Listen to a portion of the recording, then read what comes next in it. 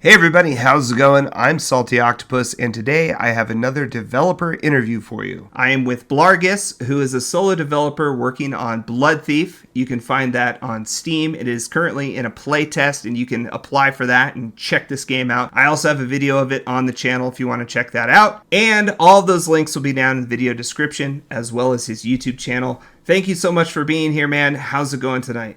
Good, man. How about you? Doing well. It's nice to have you here. Let's just hop right into this. For those of you who haven't watched these developer interviews before, we usually are trying to get to know the people behind these cool games that we like to check out up on the channel. And so, Bloodthief.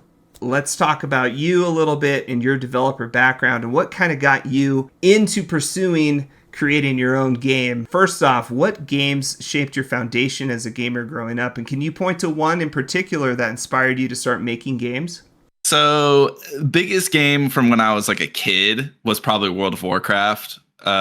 Played that like all through elementary school, actually, which like I feel like is like I probably was like the annoying 8-year-old that is like messing up everybody's raid or whatever. So I going into like middle school. It was like Halo 2, Halo 3. Well, I guess Halo 2 was before middle school, but then Halo 3 got really big when I was in like 12, 13 years old. Huge Halo player. And then Call of Duty Modern Warfare 2 came out around that time. But yeah, and then in college I'd say got more into like indie games. So that was like, big one for me there was Hotline Miami, which like probably is when I started to like actually start being interested in making games, because it was like, wow, like this game is like so tiny and it's like so awesome. Probably not a tiny game. It probably took them like years to develop, but it felt tiny compared to like Halo. Hotline Miami, Terraria, FTL, those games like really I feel like were kind of like the OG indie games that I like really got me into indie gaming. Yeah, those are kind of like the games that like I think about when I think about like games that I just like love and like really like shaped how I think about games.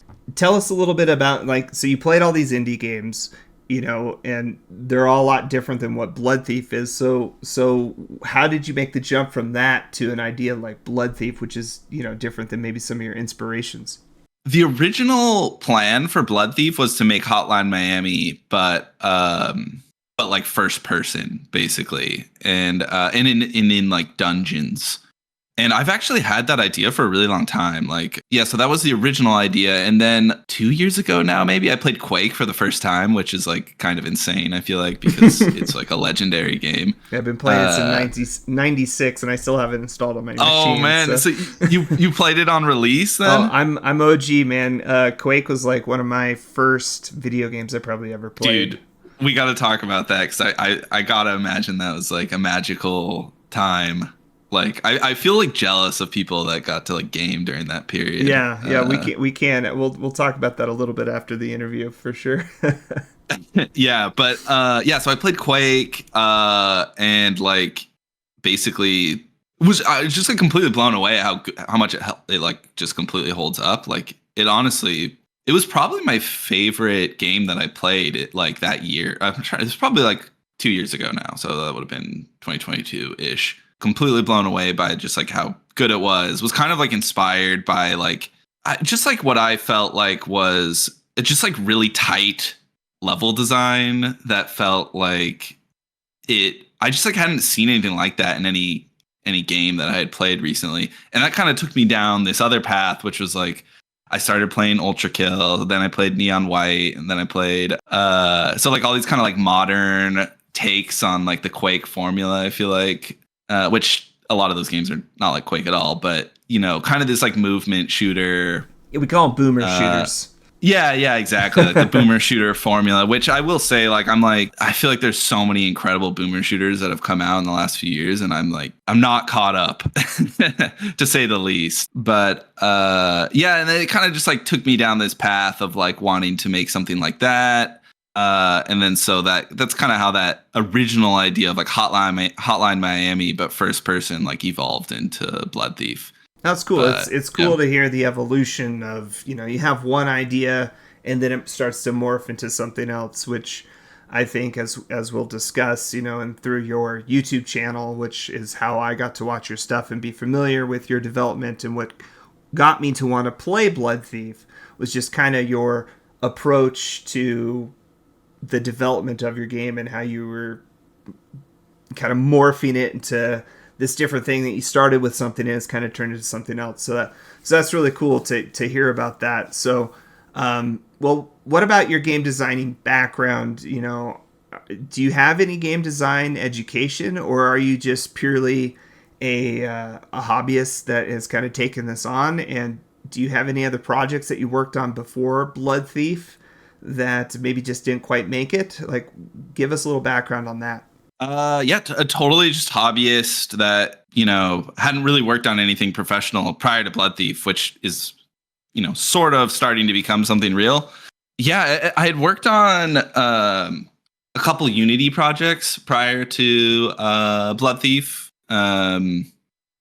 That basically, like, I guess my project before Bloodthief was this kind of like roguelike first person kind of like fantasy world. I guess I kind of described it as like Skyrim if it was a roguelike, which is hilarious because that's like, I mean, anything with Skyrim in the name that is made by like a solo developer, I feel like just should make you chuckle because that just sounds like ridiculous scope. And yeah, it's just naive and like, you know, it just ballooned in this like terrible way that like it was just something that I was never ever going to finish. And I had worked on that for like, I want to say 3 years with my cousin. Actually, it got frustrating, like, you know, working on this thing that like you kind of knew in the back of your mind you were never going to finish it. And so like, you know, that's how Bloodthief came about. It was like, okay, we gotta like pivot here. And yeah, so I kind of abandoned that project and started Bloodthief. So you started with Unity Engine in your other project. You know, there's obviously Unreal out there. What made you want to go with the Godot engine? I think, like, you know, I alluded to the fact that I was like feeling burnt out on my last project. I'd been using Unity for a while, and I think like I'd actually tried out Godot at some point in the past, like some like early version of Godot 3. I think Godot just sounded fun at the time. Like, it sounded fresh. It sounded refreshing. It sounded like something new, and I like learning new things. So it just felt like it was going to be fun. And this was like before I like thought Bloodthief was going to you know, played by anybody. It didn't like feel like I was making some like huge technical infrastructure decision that was going to have like ramifications for the next 2 years or something like that. Like, it just felt like, oh, Godot sounds fun, so let's make this next game in Godot. Well, one thing that I really admire about your development style is that you're super open and honest with your community and you really listen to the feedback. Walk me through the process of starting your game, maybe with a certain set of ideas that you had, like Hotline Miami in a dungeon, and how YouTube and your community has helped shape your game to what it has become today. Yeah, it's a really interesting question because it's like honestly like way different than like what I originally envisioned. The first like prototype for Bloodthief is a lot like Hotline Miami, actually. If you were to make it 3D, like it was. Have you ever played Hotline Miami, actually? No, but I'm very familiar with it. Like, familiar enough to where I know what you're talking about for sure. Okay, yeah, like in Hotline Miami, you have to like navigate into all these different rooms and kill all the enemies in the different rooms and stuff. And it was very much like that. And just through playing that initial prototype myself, it like was kind of immediately obvious, like, okay, like it needs to be something more than this because this is like so. And then like someone mentioned, I think in a YouTube comment or something like that, like oh, you should like take advantage of the third dimension that you're introducing, like add some verticality to the game. Then like, you know, now I made a level that like had some like, you know, higher parts and lower parts. And then I think at some point, like I was playing around with like movement mechanics and just like adding things that I felt like would be fun. So I added like a wall jump and like sliding and things that weren't in Hotline Miami. And now all of a sudden this was like kind of becoming like closer to like a movement shooter or something like that, because you've got all these like interesting movement mechanics. I think like I was really just like riffing off of like a lot of people's suggestions on YouTube and stuff. People were just coming up with these like really fun sounding ideas, and like it was kind of like just easy to prototype and try things. And so that's how like wall jumping and sliding and like the air dash came about. You know, most of the things that like I was adding was just kind of like movement stuff. And then that's kind of how it evolved from this like Hotline Miami type game to like kind of this like parkour movement type game that like is less about kind of strategizing as to like which room you should go into first, but more about like parkouring to, you know, get through the level. Yeah, I would say kind of in a nutshell, that's kind of like how the evolution occurred.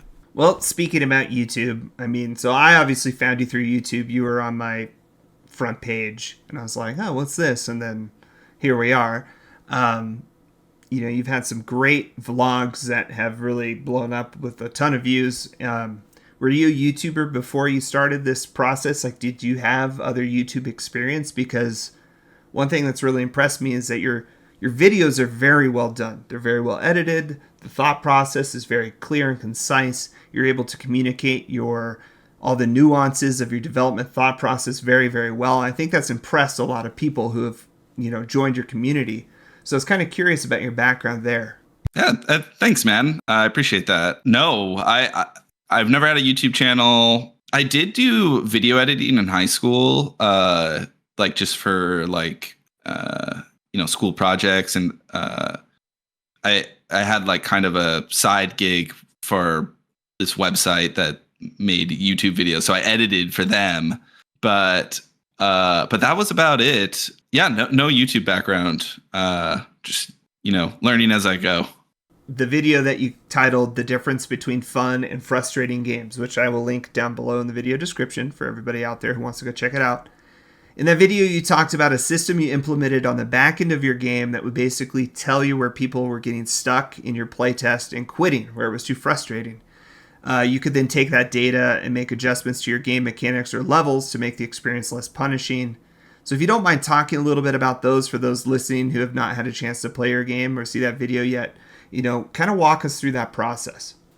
Yeah. So I should call out, I'm totally going to mispronounce his name, and I apologize to this person and anybody who's a fan of his, but Jonas Tyroller, I think is his name. But he's a very popular game dev YouTuber. He had a video that was all about analytics, if I recall. In it, he talks about collecting data and kind of the different services that are available for it, and kind of like what kind of data he collects and things of that nature. And I basically just did exactly what he suggested. So he suggested setting up kind of like automated analytics collection. So that's like using something like gameanalytics.com, which I don't use actually. You know, services like that. I use something called Quiver, and then I actually send it to my own database. You know, a service like that to collect like automated statistics about people's playthroughs. And then also just kind of like the old fashioned way, like a Google form and like asking people for feedback, which I've actually have found that like way more useful than the automated data. But yeah, I just implemented what Jonas kind of like suggested, because he's made like 3 really successful games. So I really look up to him a lot as like a successful developer. Yeah, like I guess my process for the most part has been looking at the written feedback that players make to kind of like determine, you know, what's working and what's not. I mean, obviously through, you know, my own playthroughs, I can get a sense for it, and then also like watching people play. But sometimes, you know, that's hard to do for, you know, a myriad of reasons, which I can get into. But people's written feedback has been like by far like the most helpful, I would say, for just determining like what people like, what's too hard, what's too easy, that kind of thing. As a solo developer, what would you say is your greatest strength, and what about your greatest weakness? I know this is a very cliche question to ask, but I'm curious what you think.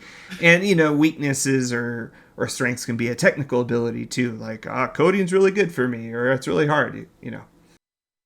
I think strengths, this might seem like, well, I don't know, I'll just say it, but like, yeah, I think strengths, I think I'm like pretty good at just like figuring stuff out that I don't know how to do, which I think is like particularly good for game dev, like especially solo game dev because you have to wear like a million different hats. And yeah, I think that that's just something that I at least enjoy doing, which is to my benefit. If that, like, for example, like I have to like learn how to do YouTube videos to like market my game. Like, I feel comfortable watching tutorials or whatever on Adobe Premiere and figuring it out. And then weakness, so many things. I think like this is gonna seem like a cop out, but like I really think that like pretty much everything about Bloodthief, like there's probably somebody in the world. I mean, there's probably a lot of people in the world that are like, oh, like that's so bad. But like probably art is probably like the biggest one. Just overall lack of experience. Like, as we mentioned, like this is my first kind of like game that I'm like really taking seriously and like trying to launch on Steam and all that. And so like I think that in and of itself is like a huge weakness. But yeah, if I had to pick like a concrete thing, probably just like 3D modeling / art. There's probably people that like have played the game that just like cringe, but that's okay. Well, I think that when you have mechanics that are really fun and sound and solid, I think a lot of people could look past the art and the polish, because if the game's fun, they're going to play it. And I think that that's what's happened with your game. You have developed your own style of art, whether intended or not, and it looks very retro. And then on top of it, you have really fun mechanics. And so it just kind of adds to the overall experience. And out of this experience has a speedrunning community. As I alluded to at the start of the interview, a speedrunning community has been established, and it's a pretty robust one from what I've seen. Some people are putting up crazy hours into your playtest, speedrunning it. And, this started because you put a timer into the game, right? And so naturally, when you put a timer into the game, people feel the need to finish something fast. So when you added that timer, was it your intention to see if people would speedrun it, or was that just a happy coincidence? Being honest, like I don't exactly remember how it all went down, but I do think that like somebody suggested that I add a timer, and it was like, it's like a super easy thing to add. It's just like one little UI element. Anytime anybody asks for anything, it's like, okay, yeah, I'll add that. And yeah, I probably just like wasn't even thinking about like, oh, hopefully this like kicks off some huge speedrunning community. But it probably was like on the back of my mind, like even after the first time I posted a video about Bloodthief, there were people that were like talking about speedrunning. So it definitely was something that was on my mind. Well, so now that this speedrunning community has been established, and does that kind of change how you approach developing your game? For example, now when you're making a level, do you think about the speedrunners, or are you just gonna make a level and the speedrunners have to adapt to it? Yeah, that's a really interesting question, because like it's something I battle with or I've been battling with constantly, actually, which is like there's this like push and pull where like on one hand speedrunners are going to be like the most passionate players of the game, and like it's important that the game is like fun for speedrunners, because like they're probably the people that are going to like be the game's biggest advocates. But on the other hand, they're also like, I would expect the vast minority of players, like most players are not going to be speedrunning the game, I would think. Like I'm not a speedrunner myself.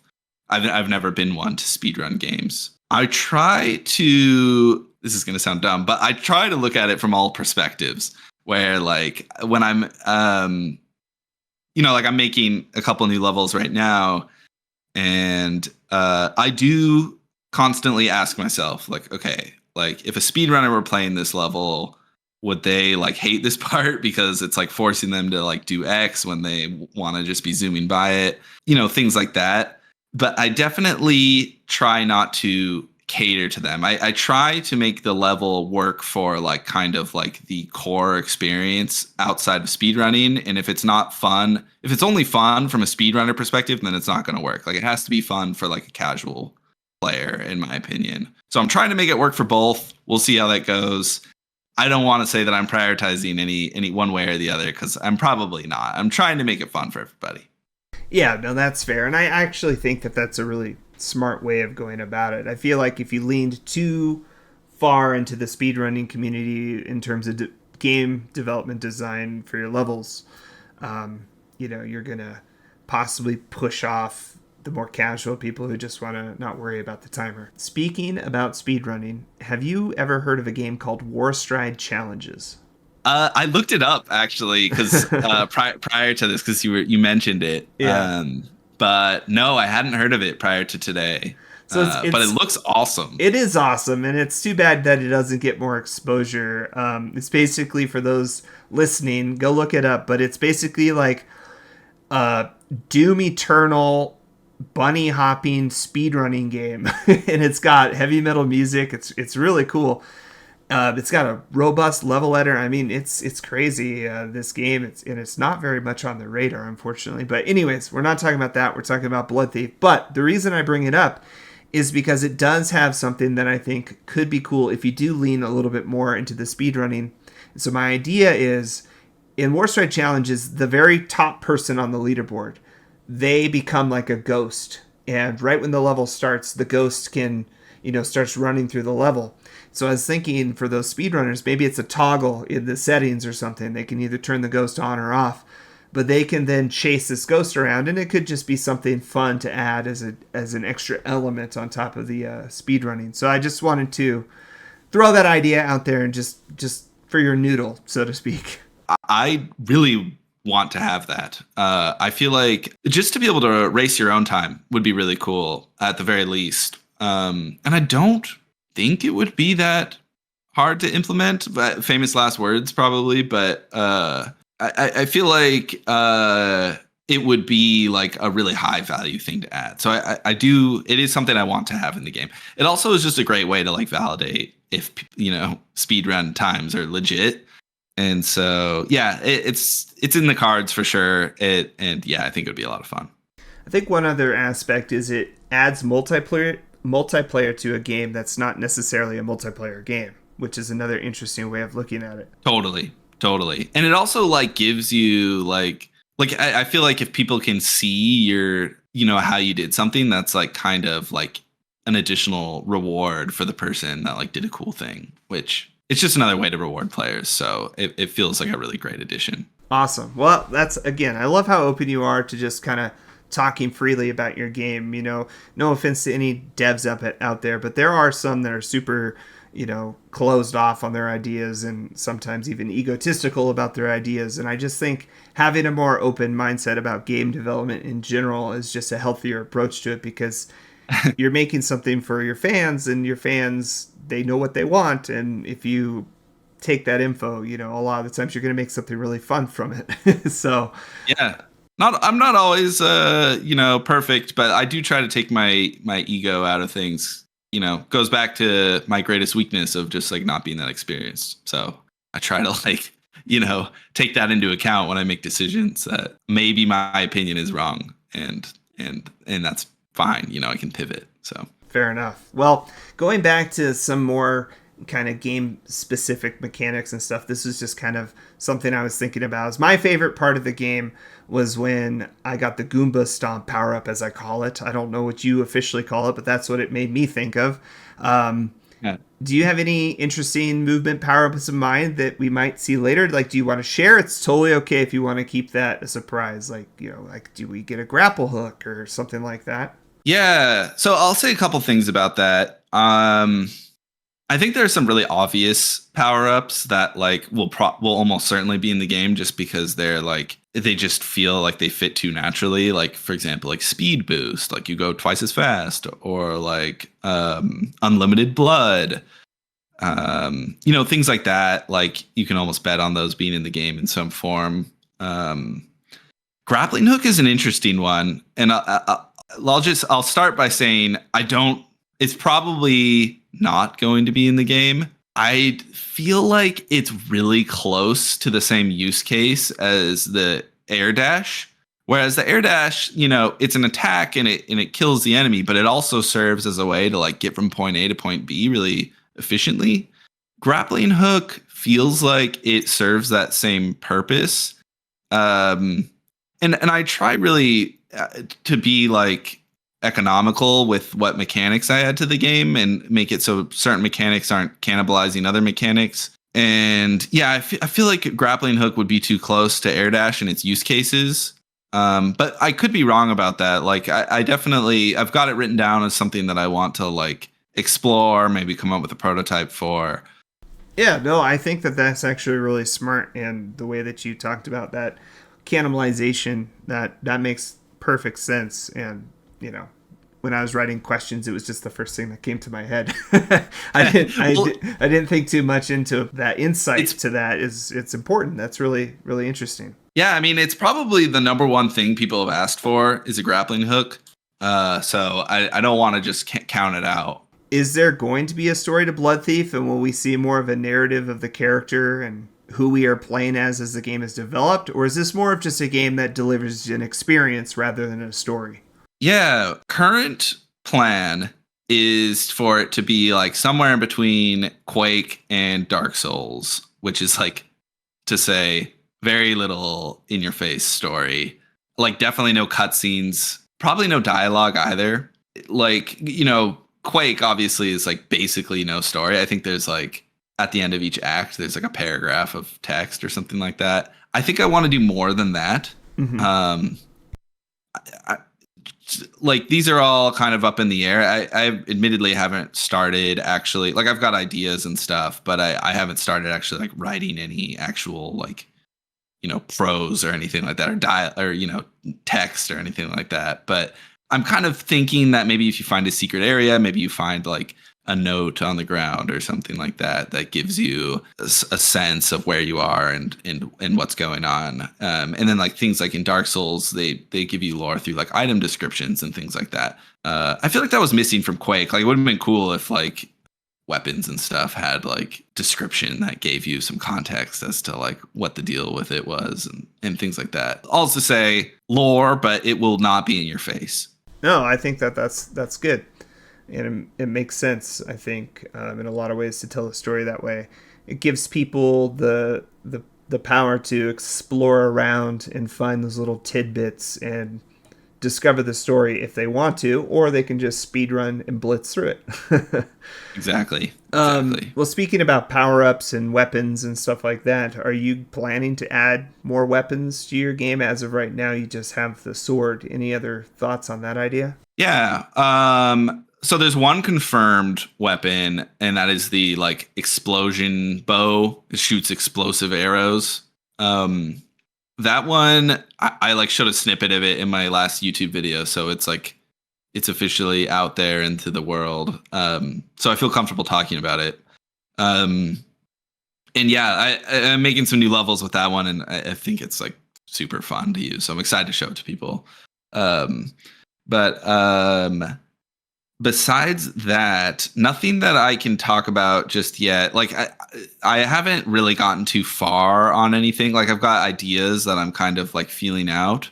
But that's about it. I do think that the game, one thing that I'm like a kind of hypothesis that I have that I haven't validated yet is that like eventually if I don't introduce like, new weapons or new mechanics, that the game might start feeling a little stale. And so if that's the case, then yeah, more weapons for sure. If I can keep like squeezing juice out of the existing mechanics and like presenting them in interesting ways and bringing new experiences to the player without new weapons, I'd probably opt to do that just to keep the scope as tight as possible. So it's just kind of something I feel out as I go. Yeah, that sounds good. Makes a lot of sense. Well, what about boss fights? Have you thought about having boss fights in your game? And if you do, how will you develop one that's unique and plays well with the mechanics of your game and not just a bullet sponge boss, which between us, I hate. Yeah. So I'm almost positive there's going to be bosses in the game.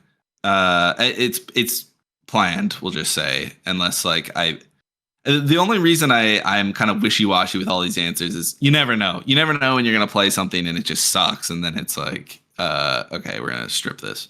Yeah, of course. I'm planning on having bosses. And in an ideal world, they're like, I guess I'm picturing, I I'm worried about giving too many details about my ideas that are just like completely half baked. Then don't do it. You don't have to.